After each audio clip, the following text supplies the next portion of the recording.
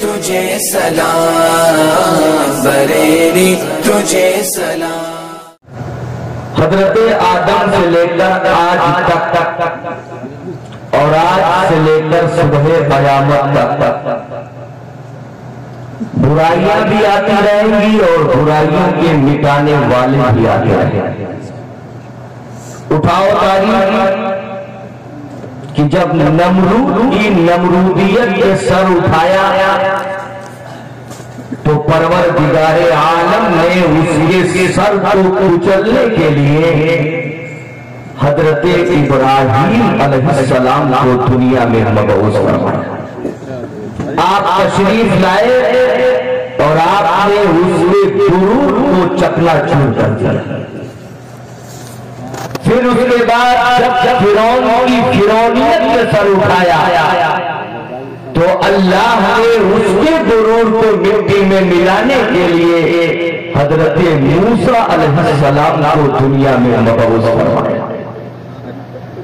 پھر سب سے آخر میں جب پوری دنیا میں ظلم و ستم کی انتہا ہو گئی، بچیاں زندہ دردور کی جانے لگی، ماؤں کی عظمت امان ہونے لگی، تو اللہ نے اپنے سب سے آخری نبی آمنہ کے لال جناب محمد رسول اللہ کو اس دنیا میں مبعوث فرمایا اور نبوت کا آخری تاج رکھ کر کے نبوت کا دروازہ ہمیشہ کے لیے بند۔ اب سوال پیدا ہوتا ہے، پہلے جب فرعون کی فرعونیت بڑھتی تھی، برائی کا دور دورہ ہوتا تھا، ظالم اپنا ظلم جب کرتا تھا تو اس ظلم کو مٹانے کے لیے اللہ تبارک و تعالی انبیاء کرام کو دنیا میں مبعوث فرماتا تھا۔ اب نبی دنیا میں نہیں آئیں گے، برائی کا دروازہ نہیں بند ہوا ہے، آخر اب برائی جب دنیا میں جنم لے گی تو اس برائی کو مٹانے والا کون ہوگا؟ اے میرے سنی مسلمانوں، امام محمد رضا کے ماننے والوں، گھبرانے کی ضرورت نہیں ہے۔ میرے آقا جس کا ہم کلمہ پڑھتے ہیں، میرے آقا صلی اللہ علیہ وسلم نے فرمایا، اے میرے کلمہ پڑھنے والوں، گھبرانے کی ضرورت نہیں ہے۔ پہلے جب فرعون پیدا ہوتا تھا تو اللہ کا نبی آتا تھا، اب جب فرعون پیدا ہوگا تو امام محمد رضا جیسا مجدد دنیا میں آئے گا۔ میرے نبی نے فرمایا، علماء امتی کا انبیاء بنی اسرائیل، میری امت کے علماء بنی اسرائیل کے نبیوں کی طرح ہو گئے۔ مطلب یہ ہے پہلے جو کام نبیوں نے کیا ہے وہ میری امت کے علماء، میری امت کے علماء کریں گے۔ کون سے علماء؟ اب تخصیص نہیں کرنا چاہتا ہوں، میری امت کے علماء غوث اعظم کریں گے، خواجہ غریب نواز کریں گے، مجدد الف ثانی کریں گے، سید سالار مسعود غازی کریں گے، حضور تاج الشریعہ کریں گے، حضور محدث کبیر کریں گے۔ اور اگر اس زمانے میں کوئی سورہ کلی یا زمان نیازی اپنا سر کو اٹھائے گا تو اسی مدرسے سے فارغ ہونے والے یہ دربار اعلان کھڑے ہوں گے، ان کا سر کچل کر کے دین کے چراغ کو سبحان اللہ۔ یہی طلبہ پیدا ہوں گے جو آج آپ کے سامنے اسٹیج پہ بیٹھے ہوئے، ان کو معمولی نہ سمجھیے گا۔ آپ کے سامنے یہ چھوٹے نظر آ رہے ہیں، لیکن اللہ نے انہیں وہ مقام دیا ہے کہ اس مقام کی اگر کوئی قدر کرے گا تو اس قدر کی بنیاد پہ جنت میں داخل کرے گا۔ آج وہ بیٹھے ان کے ماں باپ بہت خوش ہو، گلے میں ہار ہے، سر پہ امامہ ہے، سینے میں نبی کا قرآن ہے، بہت خوش ہوں گے کہ آج میرے بیٹے کو جس کو میں نے مدتوں سے اپنے دل میں چھپا کے رکھا تھا، محنت و مزدوری کی تھی اپنی اولاد کو آگے بڑھانے کے لیے، ہم نے اپنے سر پہ ٹوکری اٹھائی ہے۔ آج جب وہ باپ اپنے نگاہوں کے سامنے اپنی اولاد کو دیکھتا ہوگا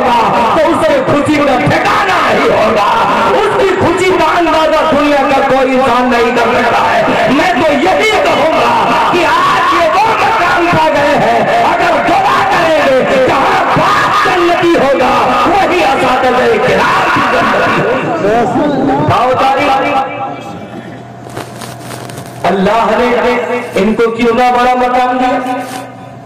جب مذہب اسلام مکہ سے چلا مدینہ شریف میں پہنچا، یہ کرنے اولا کی بات ہے، جب مذہب اسلام مکہ سے نکل کے دوسرے ممالک جانے لگا تو اس دور میں اسلامی فوج میں بھرتی ہونا یہ بہت بڑی بات، جس کا بیٹا اسلامی فورس میں داخل ہو جاتا تو سمجھتا کہ بہت بڑی کامیابی ہے۔ دمشق سے ایک قافلہ مذہب اسلام کے چراغ کو روشن کرنے کے لیے دوسرے ملک جانے لگا۔ جب جانے لگا تو اسی ملک میں رہنے والے ایک اللہ والے جس کا نام ابو عبد الرحمن فاروق ہے، جو آج کے مفتی صاحب کا نام ہے، یہی نام ان کا بھی تھا، عبد الرحمن فاروق۔ جب ان کے کانوں میں آواز آئی کہ دمشق سے ایک اسلامی قافلہ دوسرے ملک میں اسلام کے جھنڈے کو لگانے جا رہا ہے، تو انہوں نے سوچا کہ کیوں نہ ہو میں بھی اسی فوج میں بھرتی ہو جاؤں اور اسی کے ذریعہ اسلام کے چراغ کو روشن کرو۔ یہ تمنا لے کر کے آپ نے عزم مصمم کر لیا کہ میں بھی اس فوج میں بھرتی ہوں گا۔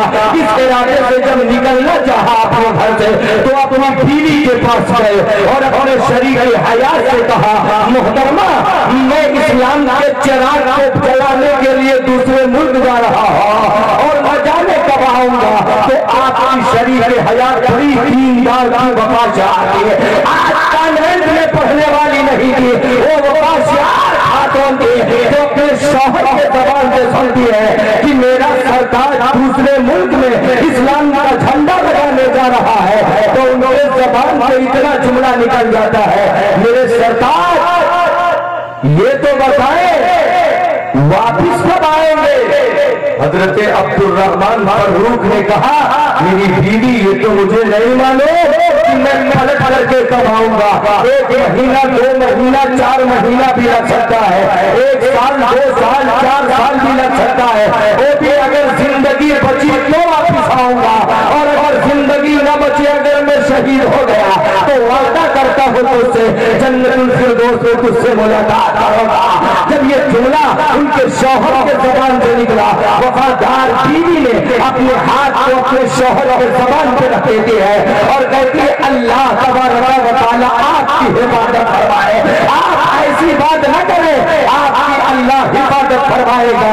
حضرت عبد الرحمن اپنی بیوی کو تسلی دیتے ہیں اور گھر سے چلنے کے لیے تیار ہو جاتے ہیں۔ جب آپ نے چوکھٹ سے باہر قدم نکالا تو اپنے بیوی کو انکار میں چھوڑ دیا، اے میری شریک حیات جا رہا ہو، معلوم نہیں کب آؤ، بھلا تجوری میں 30,000 درہم رکھا ہے، یہ میں نے بڑی محنتوں سے کمایا ہے، اس کو میں نے محفوظ رکھا ہے، میں نے اس لیے رکھا ہے کہ جب میں واپس آؤں گا تو اسی پیسے سے تجارت کروں گا۔ میں جا رہا ہوں لیکن میرے جانے کے بعد تیرے شکم میں جو میرا بیٹا پرورش پا رہا ہے، اگر بیٹا پیدا ہو یا بیٹی پیدا ہو، اس تجوری سے دولت نکال کر کے بچے کی اعلیٰ تعلیم کی تربیت کرنا، اسلامی ماحول میں تربیت کرنا، اور یہ انفارمیشن دے کر کے چلے گئے۔ وہ چلے گئے لڑنے کے لیے، ادھر 4-6 مہینے کے بعد آپ کے بیوی کے شکم سے ایک حسین و جمیل بیٹا پیدا ہوتا ہے۔ پوچھو اس وفادار بیوی سے جس کا شوہر دوسرے ملک کمانے کے لیے جاتا ہے تو بیوی گھٹ گھٹ میں زندگی کاٹتی ہے، لیکن جب بچہ پیدا ہو گیا تو ان کی بیوی نے اپنے بچے کو دیکھ کر کے تسلی لے لیتی ہے اور اسی کو دیکھ دیکھ کر زندگی کاٹنے لگتی ہے اور اپنے بیٹے کا نام رفیق الرائے رکھ دیتی ہے۔ اور ادھر جب وہ بچہ 1 سال 2 سال کا ہو جاتا ہے، جب پڑھنے کے لائق ہوتا ہے تو وفادار بیوی، دیندار بیوی، اسلامی سانچے میں تربیت پانے والی بیوی سوچتی ہے اپنے بچے کو لاؤ اسلامی تعلیم دے دے، قرآن اور حدیث کی تعلیم دے دے۔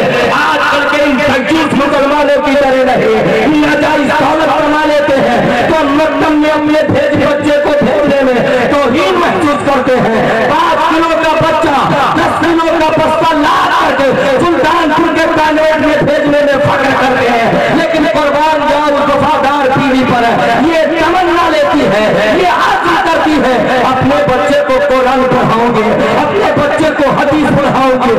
اپنے بچے کو فقہ پڑھاؤں گی، اپنے بچے کو نبی کی تعلیم دلواؤں گی، یہ تمنا لے کر کے اپنے بچے کو ایک مکتب میں داخلہ کروا دیتی ہے۔ آپ کا بچہ اتنا ذہین و فطین تھا کہ چند ہی مہینے میں قرآن پاک کا حافظ ہو جاتا ہے، چند سال میں حافظ قرآن کے ساتھ علم دین بھی حاصل کر لیتا ہے، علم حدیث بھی حاصل کر لیتا ہے، علم فقہ بھی حاصل کر لیتا ہے، علم معقولات بھی حاصل کر لیتا ہے، علم تفسیر بھی حاصل کر لیتا ہے، علم جغرافیہ بھی حاصل کر لیتا ہے، علم توقیف بھی حاصل کر لیتا ہے۔ علماء بیان فرماتے ہیں چند سالوں میں پورے عرب میں سب سے بڑا علامہ بن جاتا ہے، اتنا بڑا علامہ بنتا ہے کہ پورے عرب کو یہ ماننا پڑتا ہے کہ اگر کوئی امام بننے کے لائق ہے تو کوئی اور نہیں، وہ عبدالرحمن کا بیٹا ہے۔ سبحان اللہ۔ مان لیا اپنا امام، اور ایسے نہیں مانا، مسجد نبوی کا امام مانا۔ اب وہ امام بن گئے، آپ کے علم کا ڈنکا چاروں طرف بجنے لگا، دور دور سے طلبہ آپ کی بارگاہ میں علم لینے کے لیے آئے۔ آپ کا مدرسہ 3 سال کا ہے، پورے سلطان پور میں 1 نمبر پہ چل رہا ہے۔ میں ایسے مدرسے میں پڑھاتا ہوں جہاں ہندوستان کے ہر ڈسٹرکٹ کا لڑکا ہمارے یہاں تعلیم حاصل کر رہا ہے۔ میں جو ہے یہ مبالغہ سے نہیں کہہ رہا ہوں، آج سلطان پور میں اگر کوئی مدرسہ مسلک اعلیٰ حضرت کا سچا وفادار ہے تو کوئی اور نہیں ہے، وہ آپ کا مدرسہ ہے، اسی کا ثمرہ ہے کہ یہ طالبان علوم نبویہ نعرہ تکبیر، نعرہ رسالت، امام ربیع الرائے کو امام بنا دیا۔ شہرت سن کر کے چاروں طرف سے طلبہ کی بھیڑ لگ گئی، آپ منبر پہ بیٹھ کر کے طلبہ کو قرآن اور حدیث پڑھاتے تھے، عزیزان ملت اسلامیہ۔ اور ادھر 1-2 سال نہیں، 2-4 سال نہیں، 30 سال مسلسل ایک ملک کے بعد دوسرے ملک، دوسرے کے بعد تیسرے، تیسرے کے بعد چوتھے ملک، مسلسل آپ کے والد عبدالرحمن سفر کرتے رہے، اسلام کا چراغ چلاتے رہے، اسلام کا جھنڈا لگاتے رہے۔ 30 سال کے بعد آپ کو خیال آیا کہ اب پلٹ کر کے گھر چلنا چاہیے، اپنے بیوی بچوں کو جو ہے خیریت معلوم کرنی چاہیے۔ 30 سال کے بعد عبدالرحمن اس شان سے آتے ہیں کہ گھوڑے پہ بیٹھے ہوئے ہیں، کمر میں تلوار لٹکی ہوئی ہے، گردن میں پٹکا ہے، ہاتھ میں نیزہ ہے، گھوڑے پر بیٹھ کر کے جب اپنے گھر آئے اور اپنے دروازے پر جب پہنچے تو دروازے پر پہنچنے کے بعد اسی گھوڑے پر بیٹھ کر کے آپ نے تلوار کے انی سے آپ نے دروازے کی کنڈی کھٹکھٹائی، اور جب دروازے کی کنڈی کھٹکھٹائی تو دروازہ کھول کے کوئی اور نہیں آتا ہے، آپ کا جوان بیٹا امام ربیع الرائے باہر نکلتے ہیں۔ جیسے بیٹا باہر آیا، باپ کو نہیں معلوم کہ میرا بیٹا ہے، بیٹے کو نہیں معلوم کہ میرا باپ ہے، جیسے دروازہ کھلتا ہے امام عبدالرحمن گھوڑے سے اتر کر بلا اجازت گھر میں جانے لگے۔ جب گھر میں جانے لگے تو نوجوان بیٹے ربیع الرائے نے روکا، او مسافر، تو بلا اجازت دوسرے کے گھر میں کیوں داخل ہو رہا ہے؟ اگر تو مسافر ہے تو مسافر کھانے میں قیام کر لے، یہ میرے گھر میں کیوں جا رہا ہے؟ عبدالرحمن نے جب یہ جملہ سنا تو کہا تجھے معلوم نہیں ہے یہ میرا گھر ہے۔ اب ربیع الرائے اور ان کے ابا میں بحث و مباحثہ ہونے لگا۔ ربیع الرائے کہہ رہے ہیں میں تجھے اندر نہیں جانے دوں گا۔ دونوں میں جب چوچو میں دونوں میں بحث و مباحثہ ہوتی ہے تو بغل میں آپ کے شاگرد امام مالک رہا کرتے تھے، امام سفیان ثوری رہا کرتے تھے، یہ اپنے وقت کے امام ہے۔ جب یہ آواز ان تک پہنچی کہ میرے استاد سے کوئی اجنبی انسان جھگڑا کر رہا ہے، استاد کی محبت میں امام مالک دور کرتے آئے اور آنے کے بعد کہا اے مسافر، جب تمہیں معلوم ہے کہ یہ اجنبیوں کا گھر ہے، کسی دوسرے کے گھر میں اجازت کے بغیر نہیں جانا چاہیے. اگر قیام کرنا ہے تو چلو کسی مسافر خانے میں قیام کرواؤ.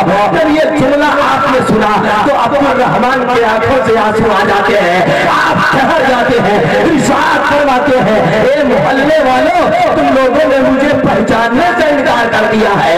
اے محلے والوں, یہ کسی غیر کا گھر نہیں ہے, یہ میرا ہی گھر ہے. میرا نام عبدالرحمان ہے.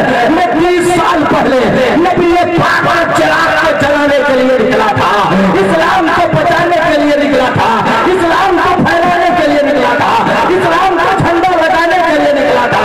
آج ہم لوگوں نے پہچاننے سے انکار کر دیا ہے. یہ میرا گھر ہے, میرا نام عبدالرحمان ہے. جب یہ آواز اس گھر کے اندر جاتی ہے تو آپ کی بیوی جب آواز کو سنتی ہے تو اپنے شوہر کی آواز سے بھاگ جاتی ہے. یہ تو میرے شوہر کی آواز ہے. آپ جلدی سے کھڑکی کے پاس آتی ہے, جھانک کر کے دیکھتی ہے تو دیکھتی ہے تو میرے شوہر نامدار کھڑے ہیں جس سے جھگڑا ہو رہا ہے. آپ نے آواز دیا, بیٹا ربیعت الرائے چھوڑے راستہ, یہ غیر نہیں ہے, تیرے باپ عبدالرحمان ہے, میرے شوہر عبدالرحمان ہے, ان کو آنے دے. جب بیٹا سنتا ہے کہ یہ میرے باپ ہے, 30 سال ہو گیا تھا اپنے باپ کا چہرہ نہیں دیکھا تھا. جب آنوں میں آواز آئی یہ میرے باپ ہے, راستہ چھوڑ دیتے ہیں, شوہر اندر پہنچ جاتے ہیں. بیوی سے مسافر معانقہ ہوتا ہے, بیوی سے خیریت ہوتی ہے. جو محترمہ اپنے شوہر کو بٹھاتی ہے اور اپنے بیٹے سے کہتی ہے, بیٹا یہ تیرے ابا عبدالرحمان ہے, جب تو میرے پیٹ میں پرورش پا رہا تھا کبھی تیرے ابا کبھی کے دین کے لیے چلے گئے تھے, بیٹا یہ تیرے باپ ہے. اور اپنے شوہر سے مخاطب ہوتی ہے, کہتی میرے سردار یہ تیرا بیٹا ہے جو میرے شکم میں تھا جب تم گئے تھے, آج یہ جوان ہو گیا ہے, بوڑھے باپ ہے. اپنے نگاہوں کے سامنے جب اپنے جوان بیٹے کو دیکھتا ہے رونے لگتے ہیں دونوں. باپ بیٹے معانقہ کرنے لگتے ہیں, باپ کو بیٹے سے کتنی محبت ہوتی ہے میں نہیں بیان کر سکتا. اتنی بات کہہ سکتا ہوں, اس آسمان کے نیچے زمین کے اوپر اپنے سے اونچا کوئی کرسی کو نہیں دیکھنا چاہتا ہے, پٹیدار پٹیدار کو نہیں دیکھنا چاہتا ہے, بھائی بھائی کو نہیں دیکھنا چاہتا ہے, چچا بھتیجے کو نہیں دیکھنا چاہتا ہے. ایک باپ ہے جو اپنے سے اونچا اپنی اولاد کو دیکھنا چاہتا ہے. اگر زندگی میں بیٹا کامیاب ہو جاتا ہے تو باپ کا سینہ چوڑا. باپ بیٹے گلے لگے رونے لگے, تھوڑی دیر روتے رہے, پھر الگ ہوئے, دونوں بیٹھ گئے. اتنے میں مسجد نبوی کے مؤذن نے اذان دیا تو امام ربیعت الرائے اذان سنتے ہی فوراً چلے گئے مسجد میں نماز پڑھانے کے لیے, درس دینے کے لیے. ادھر تھوڑی دیر جب گزر جاتی ہے تو ان کی بیوی اپنے شوہر سے کہتی ہے, میرے سردار اذان ہو گئی ہے, کاش آپ بھی نماز پڑھنے کے لیے چلے جاتے تو بڑا اچھا ہوگا. امام جو ہے عبدالرحمان نے جب سنا تو کہا, ہاں ہاں میں بھی نماز پڑھنے کے لیے جا رہا ہوں. اب ذرا میرا جملہ نوٹ کرو اور ان طالبان علوم نبویہ کا مرتبہ دیکھو اور انہوں باپ کی عقیدت دیکھو.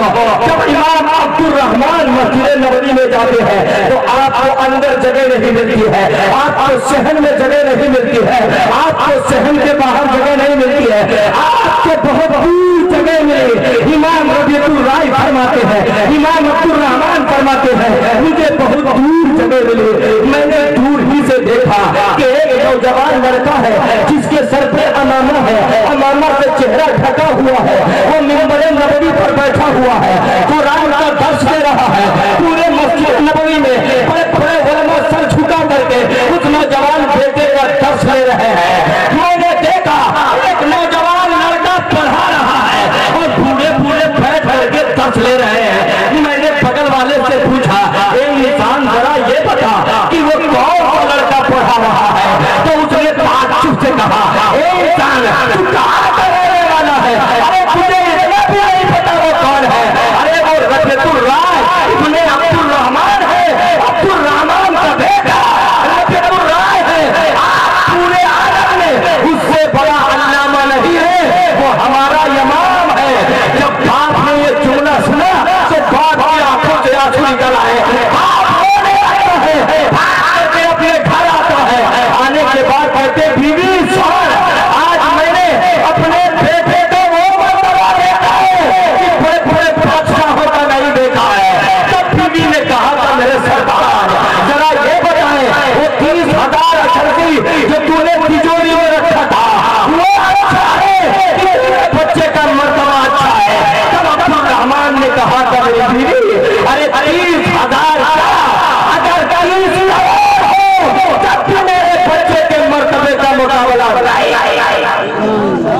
ذرا غور کرو، یہ علم کی برکت ہے، علم دین کی برکت ہے کہ جس علم نے امام ربیعۃ الرائے کو پورے عرب کا امام بنا دیا ہے، ان کو معمولی نہ سمجھو۔ کل تک یہ پیچھے چل رہے تھے، آج یہ مسلح پہ کھڑے ہوں گے، پیچھے سارے لوگ کھڑے ہوں گے، کروڑ پتی ہوگا وہ بھی پیچھے آئے گا، ارب پتی ہوگا وہ بھی پیچھے آئے گا، باپ بھی پیچھے آئے گا، چچا بھی پیچھے آئے گا۔ اس لیے اللہ نے انہیں وہ مقام دیا ہے جو پیچھے نہیں رہے گا۔ دونوں ہاتھ اٹھا کر یا رسول اللہ، اجازت ہو تو آخری بات، کچھ بات سمجھ میں آئی؟ یہ لڑکے بیٹھے من نہیں ہے، مفتی عبدالرحمان سن لیجئے، اپنی عبادت کی بنیاد پہ جنت نہ ملے گی، سرکار کی محبت اور سرکار کے دین کے فروغ کی بنیاد پہ جنت ملے گی۔ آج آپ نے وہ شجر لگا دیا ہے، آپ نہیں رہے ہیں، اس شجر سے پھل نکل کے رہ گئے، آپ نہیں رہے ہیں، یہ پھل پوری دنیا میں آج ماں باپ بہت خوش، ٹھیک اسی طرح حضرت بایزید بسطامی رضی اللہ تعالیٰ عنہ ایک دن بہت خوش تھے، یہ بہت بڑے ولی ہیں، اپنے زمانے کے ولیوں کے سردار میں آپ کا نام آیا، بہت خوش ہوئے۔ جیسے آج میں دیکھ رہا ہوں کہ مفتی عبدالرحمان سے زیادہ ان کے پیر و مرشد حضور شفیع ملت خوش رہا ہے۔ جب سے آیا ہوں میں دیکھ ہی رہا ہوں کہ ان کے دعاؤں کا ثمرہ آتا ہے، ساتھ چہرے پہ خوشی پہ آتا کہ جس کو میں نے بنایا آج وہ دین کا کام کر رہا ہے۔ یہ اساتذہ بیٹھے، شاگرد کتنا بڑا علامہ ہو جائے، استاد کے قدموں کے دھول کے برابر نہیں ہوئے، اور جب تک ان کے قدم کا بوجھ لیتا رہے گا اللہ اسے بلند کرتا رہے گا۔ تو آج یہ بہت خوش ہے، پوری کمیٹی آج خوش ہے، جو بھی ان کے دست و بازو ہے۔ سامنے کلیہ ہے جہاں بچیاں تعلیم حاصل کرتی ہیں، ان بچیوں سے بھی میں مخاطب ہوں، علم اس لیے نہ حاصل کرو کہ دنیا حاصل کرو گی، علم اس لیے حاصل کرو کہ میں نسلوں کو نبی کا وفادار بنا دوں، اس لیے حاصل کرو۔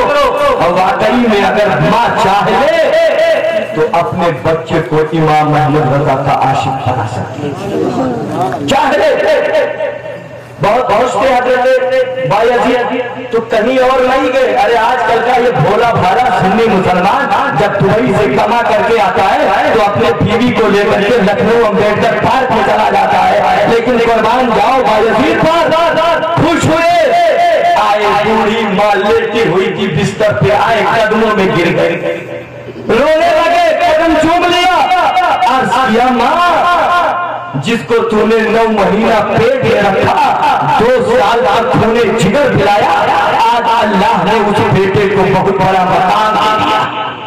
بوڑھی ماں نے سنا کچھ نہیں جواب دیا، پھر یہی بات ریپیٹ کرتے ہیں، پھر ماں نے کو جواب نہ دیا، تیسری مرتبہ ریپیٹ کرتے، ماں خوش ہو جا، تیرے جوان بیٹے کو تیرے سامنے اللہ نے بڑا مرتبہ دے دیا ہے۔ چوتھی مرتبہ جب کہا تو بوڑھی ماں بستر سے اٹھ کے بیٹھ جاتی ہے۔ آپ نے سنا ہوگا جب بیٹا جوان ہوتا ہے تو زبان میں تیزی ہوتی ہے، اور جب ماں باپ بوڑھے ہوتے ہیں تو ان کو بھی زبان میں تیزی ہوتی ہے، دونوں طرف سے امتحان ہوتا ہے۔ ادھر جوان بیٹا ہے، ادھر بوڑھی ماں ہے، بیٹے نے 4 مرتبہ کہا ماں تیرے بیٹے کو اللہ نے بڑا مرتبہ دے دیا۔ ماں اٹھ کے بیٹھ گئی، بیٹی بیٹا کیا مرتبہ دے دیا بتا؟ نوجوان بیٹا عرض کرتا ہے قدم چوم کر ماں اتنا بڑا مرتبہ دیا ہے کہ اپنے وقت کا ڈیم اگر ملنا چاہتا ہے تو اس کی ماں نے اتنا دودھ نہیں پلایا ہے کہ بغیر پرمیشن کے مجھ سے ملنے کے لیے آ جائے، مہینوں پہلے پرمیشن لیتا ہے، اس کے بعد میں ملنے کے لیے آتا ہے۔ اپنے وقت کا پرائم منسٹر ملنا چاہتا ہے تو پہلے پرمیشن لیتا ہے، وقت کا بادشاہ ملنا ڈھونڈنا چاہتا ہے تو پہلے پرمیشن مانگتا ہے، جب پرمیشن مل جاتا ہے تب ملنے کے لیے آتا ہے۔ ماں یہ تو دنیا داروں کا حال ہے اور دینداروں کے بارے میں سنا۔ بڑے مفتیان کرام اگر کوئی مسئلہ پوچھنا چاہتے ہیں تو پہلے لائن میں لگ جاتے ہیں، اپنے باری کا انتظار کرتے ہیں۔ بڑے اولیاء کرام اگر مسافہ کرنا چاہتے ہیں تو اپنے باری کا انتظار کرتے ہیں۔ ماں تیرے نوجوان بیٹے کو اللہ نے یہ مرتبہ دیا ہے۔ جب بوڑھی ماں نے یہ سنا تو بوڑھی ماں کہتی ہے بیٹا اس میں تیرا کیا مرتبہ ہے؟ پرائم منسٹر اگر پرمیشن مانگ رہا ہے، اولیاء کرام انتظار کر رہے ہیں تو اس میں تیرا کیا کمال ہے؟ نوجوان بیٹے نے کہا ماں میرا کمال نہیں تو کس کا ہے؟ ماں نے کہا نہیں نہیں بیٹا میرا کوئی کمال نہیں ہے۔ نوجوان بیٹے نے کہا ماں میرا کمال ہے۔ اس محلے میں بہت سارے نوجوان بیٹے پائے جا رہے ہیں، کوئی سلام کرنے کے لیے تیار نہیں ہے، کوئی دعوت کھلانے کے لیے تیار نہیں ہے، کوئی خاص کرنے کے لیے تیار نہیں ہے، اور تیرے بیٹے کا حال یہ ہے کہ جس سے مصافحہ کر لیتا ہے وہ اپنی قسمت پہ فخر کرتا ہے۔ ماں میرا کمال ہے۔ پھر ماں نے کہا نہ تیرا کوئی کمال نہیں ہے۔ بیٹے نے کہا ماں مسجد میں بناتا ہوں، مدرسوں میں بناتا ہوں، دین کی خدمت میں کرتا ہوں، پر جمع اسلام کی حفاظت میں کرتا ہوں، دین اسلام کی بقا کے لیے اپنی گردن کٹانے کی تیاری میں کرتا ہوں، آخر میرا کمال نہیں تو کس کا ہے؟ اب ذرا آگے کا جملہ سنا۔ جب یہ جملہ میں نے سنا تو ماں نے کہا بھول گیا وہ زمانہ کہ 9 مہینے کے بعد جب تو دنیا میں آیا تھا 2 مہینے کا بیٹا تھا، تیرے اندر چلنے کی طاقت نہیں تھی، اٹھنے کی طاقت نہیں تھی، بولنے کی طاقت نہیں تھی، سمجھنے کی طاقت نہیں تھی، ہلنے کی طاقت نہیں تھی۔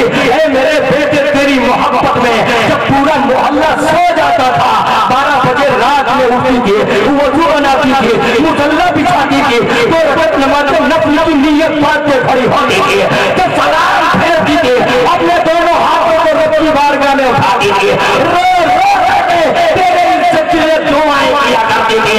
جب اللہ میری دعا کو قبول کر لیتا تھا تب میں اپنے سینے کا دودھ پلانے کی یہ میرے دودھ کا کمال ہے۔ پرائم منسٹر پرمیشن مانگ رہا ہے، پرمیشن مانگ رہا ہے، بادشاہ پرمیشن مانگ رہا ہے، اے جوان بیٹے بتا میرا کمال ہے کہ میرے دودھ کا کمال ہے۔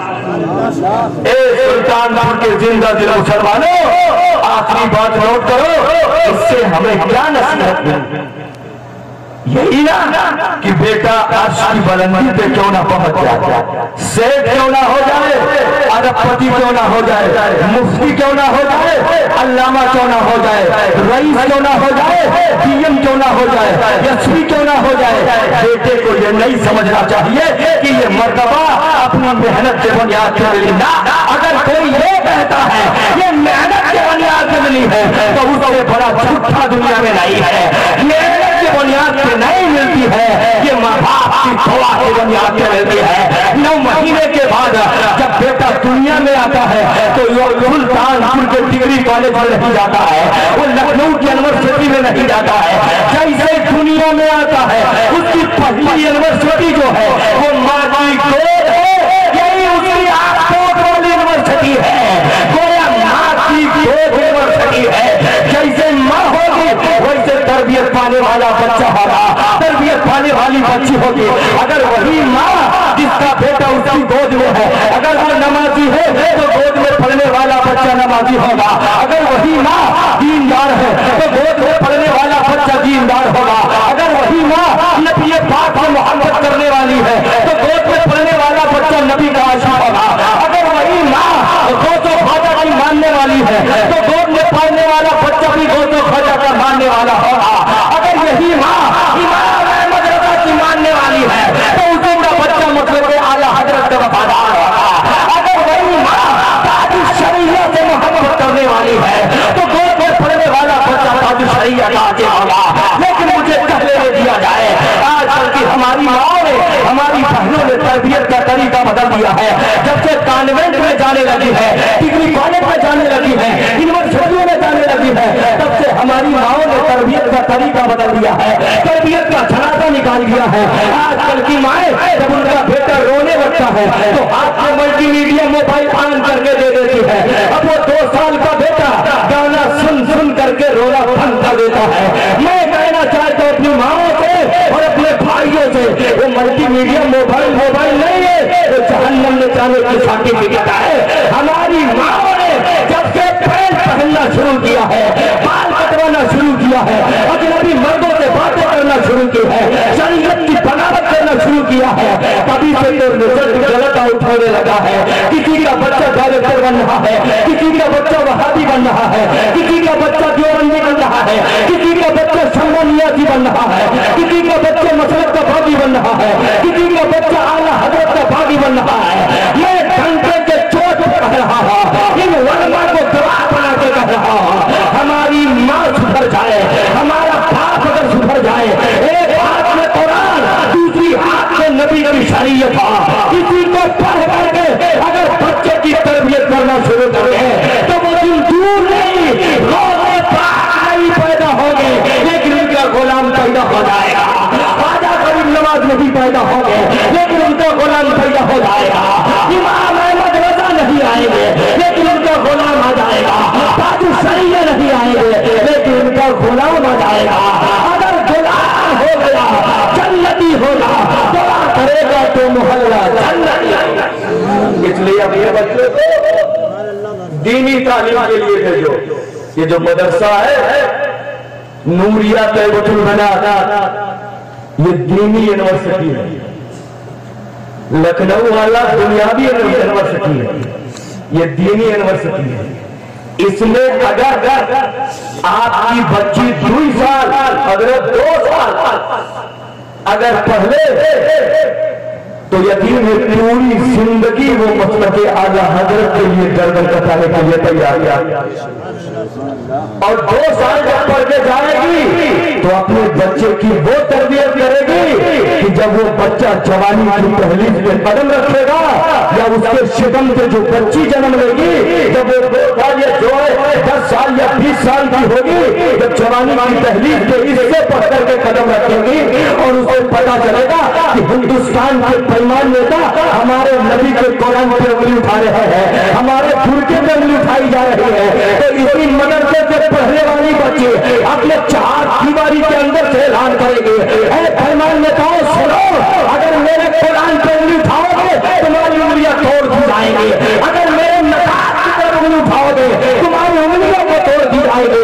یہی بچہ اعلان کرے گی، اے پیمان تم نے اسلام کو سمجھا نہیں ہے، اسلام مٹانے کی بات کر رہے ہو، قرآن مٹانے کی بات کر رہے ہو، حدیث مٹانے کی بات کر رہے ہو، اپنے دولت پہ گھمنڈ کر رہے ہو، اپنی طاقت پہ گھمنڈ کر رہے ہو۔ اٹھاؤ ہماری 1400 برس پہلے کی تاریخ، کربلا کے میدان میں 82 نفوس آئے گے، اسلام کا چراغ لے کر کے آئے گے، اور 22,000 دشمن آئے تھے اسلام کے چراغ کو بجھانے کے لیے۔ اے بھائیوانے سنو، تاریخ بتاتی ہے اس 82 نفوس نے اپنی گردن کٹا دیا ہے لیکن شریعت سے سمجھوتا نہ کیا ہے، اس لیے ہماری جان چلی جائے منظور ہے لیکن نبی کی شریعت سے سمجھوتا نہیں۔ یہ آپ کی بچی بولے گی، جب آپ کی بچی اس مدرسے میں آئے گی اور یہاں جو دینی تعلیم حاصل کرے گی، میں دعا کرتا ہوں رب کی بارگاہ میں کہ اس مدرسے کو تا قیامت آباد رکھے، اس سے پڑھنے والے بچیوں کو اور پڑھنے والے بچوں کو امام محمد رضا کا غلام بنائے، مسلک کا وفادار بنائے، مسلک پر مر مٹنے کی توفیق عطا فرمائے۔ استغفر اللہ ربی من کل ذنب واتوب الیہ۔ السلام علیکم ورحمۃ اللہ وبرکاتہ۔ میرے رضا پیارے رضا سونے رضا